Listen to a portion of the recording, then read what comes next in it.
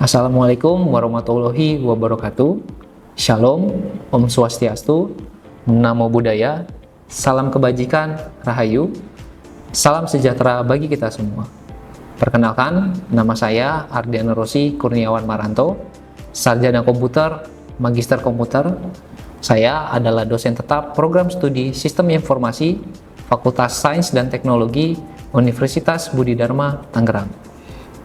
Pada kesempatan ini, saya akan menjelaskan salah satu mata kuliah yang saya ampu di tahun ajaran 2024-2, yaitu Struktur Data plus Lab.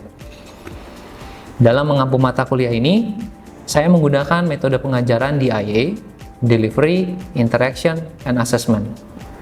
Saya melakukan pengajaran secara sinkronus dan asinkronus, di mana sinkronus, pembelajaran tatap muka di kelas, secara teori maupun juga secara praktikum.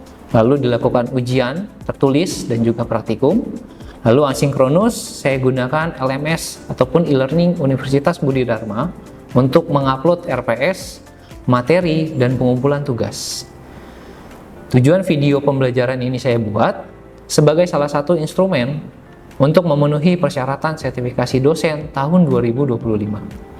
Sebagai bentuk pernyataan diri dosen untuk unjuk kerja Tridharma Perguruan Tinggi atau PDD UKT PT dalam bidang pengajaran. Selanjutnya saya akan menjelaskan deskripsi umum mata kuliah yang saya ampu. Mata kuliah Struktur Data plus Lab merupakan mata kuliah wajib pada semester 2 Program Studi Sistem Informasi Universitas Budi Dharma dengan bobot 4 SKS. Untuk detailnya, 2 SKS secara teori, 2 SKS secara praktikum. Mata kuliah ini dirancang untuk membekali mahasiswa dengan pemahaman teoritis dan praktik terkait pengolahan data secara terstruktur, serta penerapannya dalam bahasa pemrograman Java. Dalam mata kuliah struktur data ini, mempelajari beberapa hal, diantaranya yang pertama, array, yang kedua, stack, yang ketiga, queue, yang keempat, tree, yang kelima binary search tree, yang keenam graph, yang ketujuh hash table. Melalui mata kuliah ini, mahasiswa belajar bagaimana cara menyusun, mengelola, dan menerapkan struktur data secara tepat agar proses pengolahan data menjadi lebih efisien dalam sistem informasi. Dalam prosesnya, mahasiswa juga dilatih untuk berpikir logis, menyelesaikan masalah, dan mengambil keputusan secara mandiri dan bertanggung jawab. Selanjutnya, capaian pembelajaran dari mata kuliah struktur data terdiri dari 4 aspek, yaitu sikap, pengetahuan, keterampilan umum, dan keterampilan khusus. Di poin sikap, terdapat 1 poin, itu untuk menunjukkan sikap bertanggung jawab atas pekerjaan di bidang keahliannya secara mandiri. Lalu untuk bidang pengetahuan, terdapat 3 poin. Poin pertama, menguasai konsep teoritis sistem informasi dan mampu memformulasikan penyelesaian masalah prosedural. Poin kedua, menguasai konsep logika, algoritma, dan dapat dituangkan ke dalam bahasa pemrograman sebagai solusi pemecahan masalah. Dan yang terakhir, menguasai konsep pemodelan data dengan menggunakan tools yang ada. Pada aspek keterampilan umum terdapat 3 poin. Poin pertama, mampu menerapkan pemikiran logis, kritis, sistematis, dan inovatif dalam konteks pengembangan dan implementasi ilmu pengetahuan dan teknologi yang memperhatikan dan menerapkan nilai humaniora yang sesuai dalam bidang keahliannya. Untuk poin kedua, mampu menunjukkan kinerja mandiri, bermutu, dan terstruktur. Untuk poin ketiga, mampu mengambil keputusan secara tepat dalam konteks penyelesaian masalah di bidang keahliannya berdasarkan hasil analisis informasi dan data. Di bagian bidang keterampilan khusus terdapat 1 poin di mana mampu merancang, menganalisis, mendesain, menguji, dan mengimplementasikan proyek sistem informasi. Selanjutnya, ada pun juga CPMA dari mata kuliah struktur data terdiri dari 5 aspek.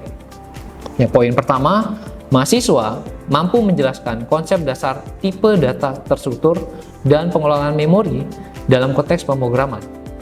Poin kedua, mahasiswa mampu mengimplementasikan struktur data stack dan Q menggunakan bahasa pemrograman Java.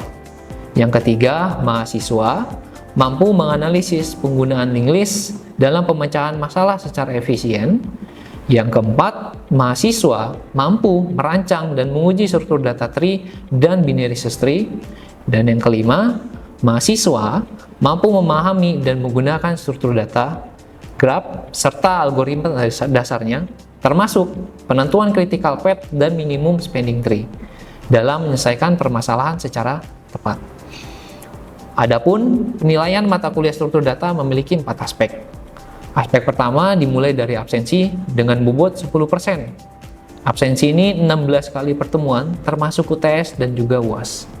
Lalu aspek kedua, tugas mandiri ataupun kelompok dengan bobot 30%.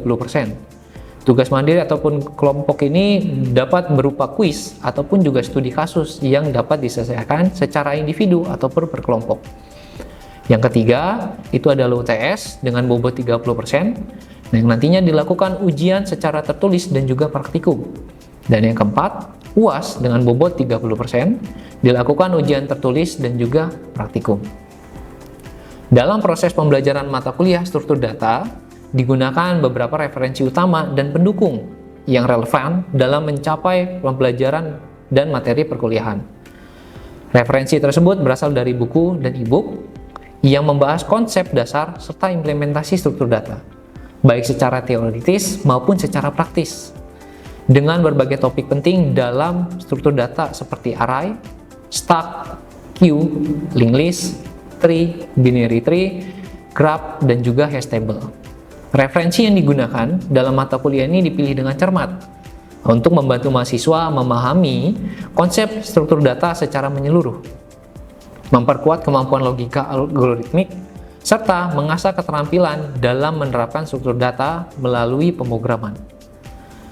Buku-buku ajar dan modul pendukung disesuaikan tidak hanya dari sisi isi materi, tetapi juga mempertimbangkan tingkat kesulitan yang sesuai dengan tahapan belajar mahasiswa, kemudahan dipahami, serta relevansinya dengan kompetensi lulusan yang diharapkan dari program studi sistem informasi.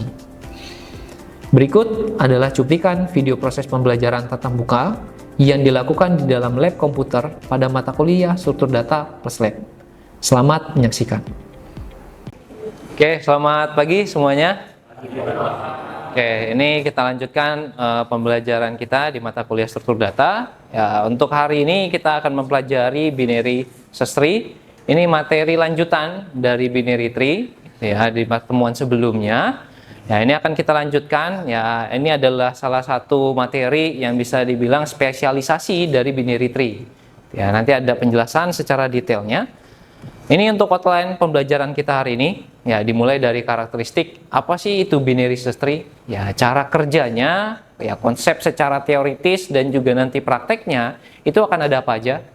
Lalu operasi yang bisa kita gunakan ataupun operasi yang bisa kita lakukan di dalam binary search tree, ya ada 3 poin. Ya, poin pertama itu adalah searching, ya, poin kedua insert, lalu poin ketiga itu adalah delete. Nah, nanti kita akan coba representasikan ya, setiap operasi yang ada. Dimulai dari kita melakukan searching, ya, lalu kita melanjutkan ke bagian insert dan juga melakukan delete. Dan ditutup terakhir untuk implementasinya ke dalam praktek. Ya, nanti setelah teori, kalau memang ada masalah, nggak ada yang ditanyakan, sudah cukup jelas, maka kita akan masuk ke bagian sisi praktek. Oke, kita mulai ke bagian karakteristik. Ya, tadi untuk binary search tree ini adalah spesialisasi dari binary tree, ya, ataupun secara konsepnya lebih baik, gitu ya, karena lebih terstruktur yang dimasukkan di dalam tree-nya. Karena binary tree yang sudah disajikan secara terurut. Ya, ini ada syaratnya, hanya 2 ketentuan, di mana kalau setiap kalian mau menambahkan node ataupun simpul awal, ya setelah parent, kalau nilainya lebih kecil, maka dia akan masuk ke bagian left child ataupun masuk ke bagian sebelah kiri. Lalu syarat kedua, ya ataupun ketentuan keduanya, kalau kalian ya mau menambahkan nilai simpul ataupun suatu node, nilainya lebih besar dari parent, maka dia akan disimpan di sebelah kanan. Ya, jadi hanya 2 kondisi ini aja aturan main di dalam binary search tree. Kalau nilainya lebih kecil, maka dia otomatis masuk sebelah kiri. Kalau nilainya lebih besar, dia masuk di sebelah kanan. Ya, patokannya berdasarkan parent ataupun nilai akarnya, root. Ya, itu akan dicek nilainya masuk ke kiri atau ke sebelah kanan. Kalau sudah masuk ke sebelah kiri, diteruskan lagi. Kalau ternyata nilai lebih besar, ya dia akan masuk ke sebelah kanan. Begitupun seterusnya. Ya, di dalam binary search tree, ya kita bisa menentukan nih target node yang ingin kita cari ataupun yang ingin kita sisipkan. Ya, di mana dia akan menempati posisi tepatnya. Ya, kalau dia lebih kecil, dia berada di urutan ke seberapa? Di kedalaman berapa? Di sisi kiri atau di sisi kanan? Ya, karena untuk kedalaman ini masih sama seperti binary tree. Ya, jadi ada tetap bisa diukur kedalaman levelnya. Ya, lalu keuntungannya, kalau menggunakan binary search tree, melakukan searching, ya, ataupun pencarian target node, ini menjadi lebih efisien dan lebih cepat. Karena kalian nggak perlu menelusuri ke bagian sebelah kanan. Kalau node yang kalian cari nilainya lebih kecil dari parent. Kalau kalian mau mencari nilai node yang lebih besar dari parent, maka dia akan menelusuri ke bagian kanan aja. Bagian sisi kirinya tidak perlu ditelusuri. Ya, ini untuk karakteristik dari binary search tree. Sampai sini dari kalian kira-kira ada yang kurang jelas atau ada yang mau ditanyakan? Cukup, oke, cukup, kita lanjutkan. Nah, ini adalah operasi yang bisa dilakukan di dalam binary search tree. Tadi ada 3, itu ada searching, insert, dan juga delete. Ya, semua operasi ini pada binary tree bisa diimplementasikan langsung pada binary search tree. Contohnya adalah pada saat kita melakukan traversal. Ada yang masih ingat 3 bentuk traversal? Lupa? Ya, bentuk traversal itu ada in order, post order, dan pre order. Ya, jadi pada saat kalian udah bentuk binary search tree-nya, gitu ya, kalian bisa tetap tuh melakukan yang namanya traversal. Ada 3 jenis. Ya, in order, post order, dan pre order. Nanti akan diurutkan lagi tuh, dimulai dari baca kiri ke akar, gitu ya, ke kanan dan seterusnya.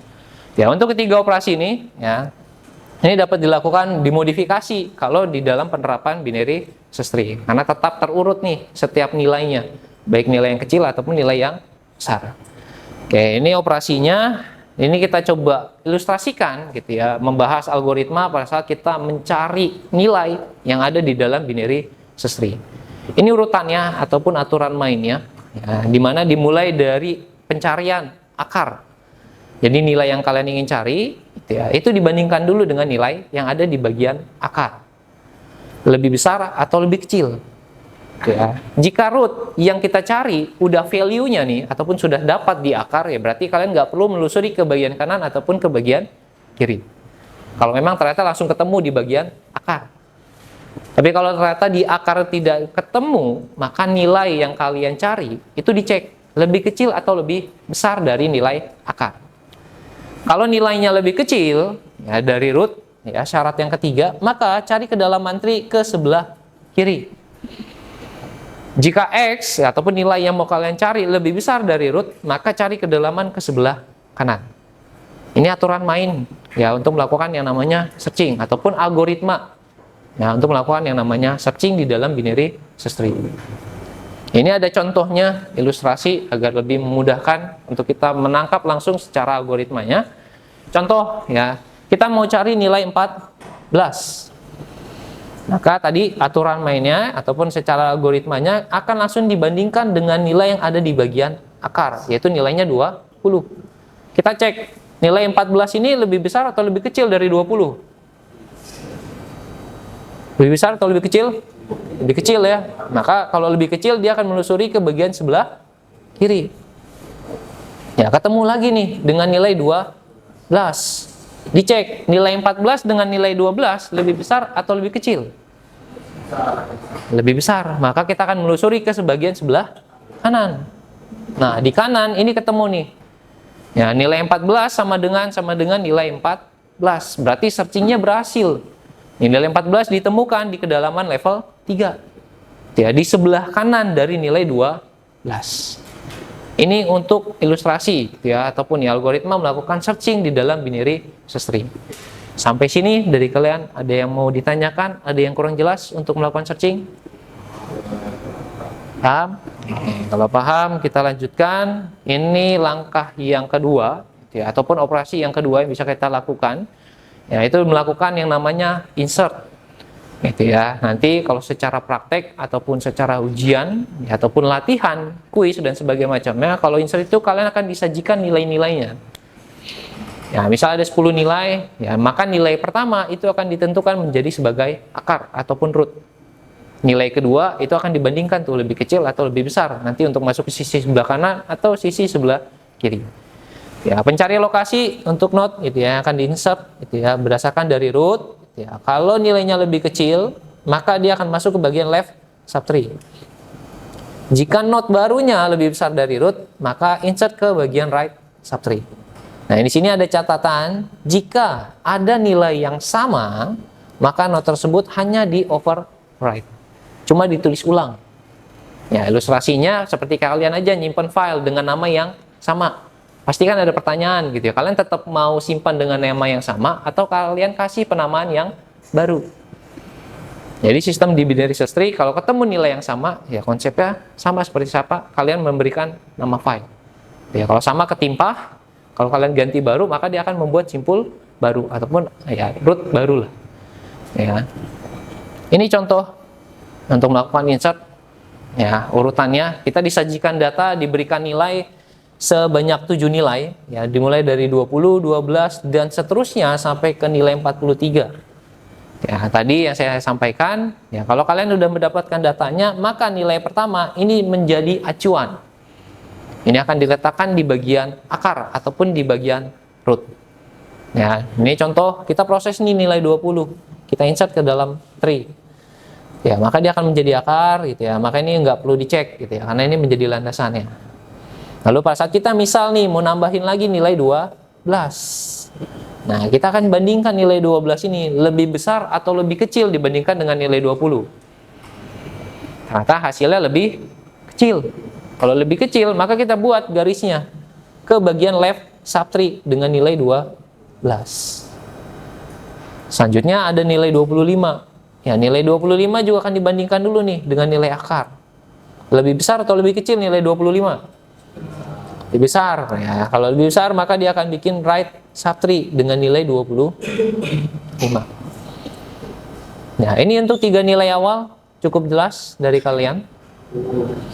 Kita lanjutkan 4 nilai selanjutnya. Ya, kita proses untuk nilai yang ke-7. Nilai 7, nilai 14, dan nilai 22. Contoh, kita mau proses dengan nilai 7. Ya, maka balik lagi, dimulai dari akar. Prosesnya akan selalu dimulai dari akar. Kalian nggak bisa nih tiba-tiba maunya di tengah-tengah gitu ya, dari 12 saja. Bisa. Aturannya ataupun algoritmanya gitu ya. Ini tetap dimulai dari akar. Maka akan dibandingkan nih nilai 7 itu lebih besar atau lebih kecil dengan dibandingkan dengan nilai 20. Ternyata didapati hasilnya itu kan lebih kecil. Ya, maka dia masuk ke bagian left subtree, kiri. Nah, nilai 7 akan dicek lagi gitu ya dengan nilai 12. Nilainya lebih kecil atau lebih besar? Ternyata didapati lebih kecil. Ya, kalau lebih kecil maka kalian bikin lagi. Ya, left subtree baru dengan nilai 7. Nah, berarti sudah tersimpan nih. Ya, 4 nilai ataupun 4 data ini sudah tersimpan ke dalam binary search tree, bentuknya seperti ini. Lanjut untuk nilai 14 ataupun ya data kelima. Ya, maka di sini balik lagi ya dimulai dari akar. 14 dibandingkan dengan nilai 20, lebih besar atau lebih kecil? Lebih kecil. Nah, lebih kecil dia masuk lagi ke bagian sebelah kiri. Nanti ketemu lagi dengan nilai 12, dibandingkan lagi nih 14 dengan nilai 12. Lebih besar atau lebih kecil? Lebih besar. Karena lebih besar dia bikin ke bagian right subtree dengan nilai 14. Selanjutnya itu nilai 22. Maka balik lagi diproses lagi dari akar. Ya, dicek lagi dibandingkan dengan nilai 20. Nilai 22 lebih besar atau lebih kecil dibandingkan dengan nilai 20? Lebih besar. Karena lebih besar dia otomatis akan masuk ke bagian right subtree. Ketemu dengan nilai yang 25. Nah, ketemu nilai 25, maka akan dibandingkan lagi gitu ya. 22 lebih besar atau lebih kecil dibandingkan dengan nilai 25? Lebih kecil. Ya, karena lebih kecil dia akan masuk ke bagian left subtree. Tersimpanlah nih. Ya, data dengan nilai 22 berada di bagian sebelah kiri gitu ya, dari perannya nilai 25. Tinggal nilai terakhir itu adalah 43. Ya, 43 tetap dimulai dari awal, dari akar dulu, dicek. Nilai 43 lebih besar atau lebih kecil dibandingkan dengan nilai 20? Lebih besar. Ya, kalau lebih besar, dia otomatis masuk ke bagian sebelah kanan. Dicek lagi nih.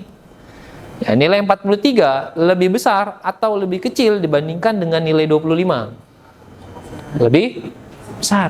Kalau lebih besar, maka dia otomatis akan tersimpan lagi ke bagian sebelah kanan. Ini contoh untuk melakukan yang namanya insert di dalam binary search tree. Ya, ini untuk teorinya, gitu ya. Untuk binary search tree, untuk melakukan insert, searching, dan juga delete. Ya, dari kalian ada yang mau ditanyakan lagi untuk dari materinya? Sebelum kita masuk ke implementasi, masuk ke bagian praktek. Ada yang mau ditanyakan? Tidak ada? Oke, kalau tidak ada, berarti untuk materinya cukup sampai di sini. Kita lanjutkan ke implementasinya, ke bagian praktek. Silakan teman-teman buka aplikasi NetBeans-nya. Kita akan melakukan praktek.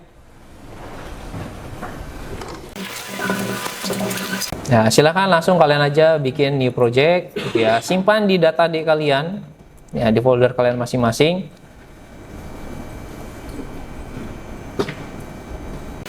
Ya, untuk penamaannya kalian bisa kasih binary search tree. Nah, atau mau disingkat BST juga boleh. Nah, silahkan kalian pilih target penyimpanannya. Pastikan simpan di data D agar data kalian tidak hilang. Oke, untuk praktek hari ini kita membutuhkan dua file Java, gitu ya. Java yang pertama ini adalah yang tadi pertama kali kita buat, itu adalah binary search tree. Ya, untuk komentarnya kalau kalian mau hapus di praktek ataupun di laptop kalian masing-masing silahkan. Ya, ini saya hapus agar biar kalian terlihat sampai belakang. Nah, kira-kira sampai seperti ini, lihat dari belakang, kelihatan ya.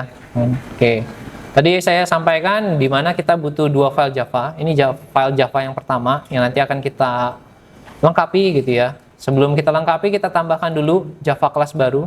Ya, dengan cara nih kalian klik kanan, new, pilih Java class. Ya, di bagian folder kalian ataupun project kalian, ya klik kanan, pilih new, lalu Java class, kasih nama node. Kasih dengan penamaan node. Ya, nah ini saya tampilkan dulu biar kelihatan. Itu ya, namanya node. Oke, sebelum masuk ke bagian PSBM ataupun file utama, kita lakukan dulu ya pengetikan code di bagian public class node. Ya, ini silahkan kalian ikuti juga, lakukan prakteknya. Jika ada yang error ataupun ada yang ketinggalan, boleh diinformasikan ya. Jadi agar tidak ada yang terlalu tertinggal jauh. Oke, cukup ya di bagian public class node, hanya seperti ini aja isinya. Silahkan kalian ketikkan terlebih dahulu. Bermasalah, ada yang error code-nya? Tidak ada? Oke, sudah semua di bagian public class node? Oh, bentar ya, ini ada sedikit.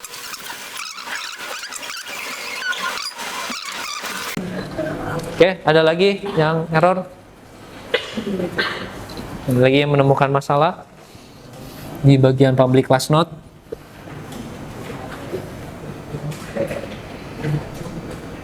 Oke, jika tidak ada, kita bisa pindah ke bagian file utama. Itu adalah binary search tree. Nah, di sini kita akan melakukan code yang cukup panjang ya, untuk di bagian PSBM, pembuatan kelas, ya, pembuatan function gitu ya, untuk melakukan yang namanya binary search tree. Ya sudah, silakan kalian pindahkan ya ke bagian file utama kalian. Kita tambahkan di luar PSBM terlebih dahulu. Ini kita gunakan ya file yang sudah kita buat.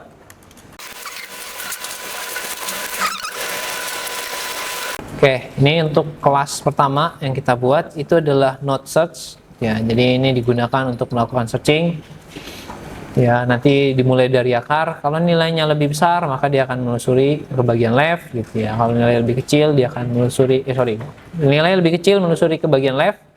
nilai lebih besar akan menelusuri ke bagian right.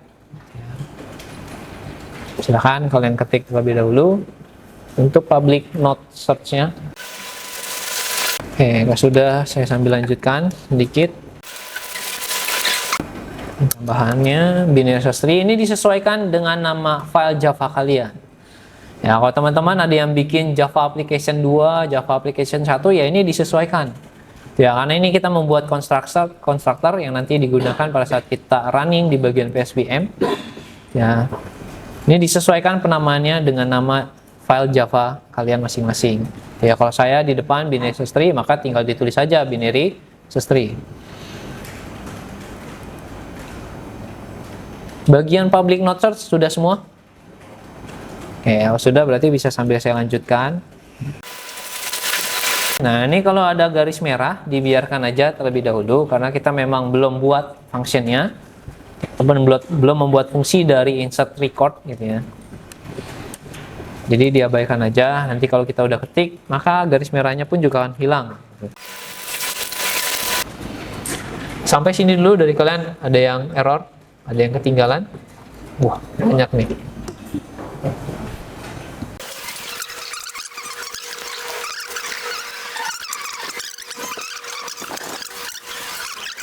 Nah, di bagian delete ini kita menggunakan if, else if bersarang gitu ya. Jadi di dalamnya ada if, else if lagi gitu ya, untuk melakukan pengecekan setiap node yang ada di dalam binary search tree gitu ya. Kalau ada kondisi yang tidak sesuai, maka dia akan melanjutkan ke proses yang memang sesuainya gitu ya, berdasarkan kondisi tree yang kalian bikin. Nah, ini agak tricky di bagian delete, jadi saya tungguin biar sama-sama karena ini ada tambahan gitu ya. Pastikan nanti kita tambahin setelah di luar dari else if nih. Jadi pastikan semuanya udah ketik dulu ya, not delete recordnya sampai ke bagian else if yang kedua gitu ya. Kalau sudah, pastikan nih kursor kalian biarkan tetap standby di bagian sini. Nah, nanti di bawahnya baru kita tambahkan fungsi. Nanti di luar dari if ya kita tambahkan lagi ya satu baris code. Oke, ini baris fungsi terakhir yang kita bikin ya sebelum kita masuk ke bagian PSVM. Ini hasil dari binary search tree-nya, terus kita lakukan in order traversal, maka bentuk itu adalah 20, 30, 40, dan seterusnya. Karena kita mengunjungi setiap node-nya, ya, nanti disajikan secara in order traversal. Jadi bisa di-combine gitu ya, materi binary search tree dengan binary tree. Karena tadi fungsinya bisa ditambahkan.